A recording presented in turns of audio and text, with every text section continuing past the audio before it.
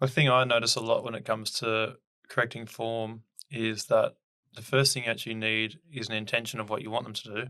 And the next thing you need is awareness of what they're actually doing. And a lot of the times I find teachers slash new teachers or newer teachers, they really lack the awareness part. So if they're unsure what's happening in real time, then they're unable to make any changes because Yeah. they're just not aware. So how did you get to the point where you were developing your awareness enough to better see everything? So for me, it's literally walking around that room as many times as possible.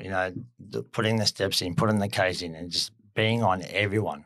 You know, it's my just being a perfectionist. With my OCD and back in my personal training days, like you're literally on them and making sure they're doing everything correctly and as safely as possible to get the most out of it.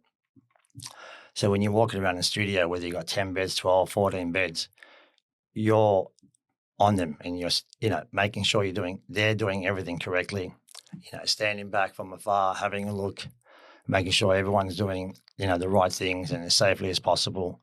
And the moment you see something that's just not right, boom, you're on it. You're running to them, you're on them, lifting their heel, putting their shoulder back, whatever it is. Mm. So I think that's the duty of care as a trainer, you know, safety first, and they're getting the job done, they're having fun, and they all walk out having a workout, done everything properly, had a good time doing it. And I think that's the most important part is just literally just being on everyone and looking around the room, reading the room. Yeah. Mm.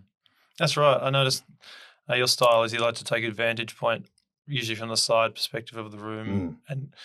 and you do go between group interactions and one-on-one interactions as you move around. I find that is so useful because as you're moving, you have to look somewhere. So your emails will be having those moments of connection, smiling, eye contact, Yeah. enthusiasm, encouragement, Yeah. looking at the springs they're using, body positions.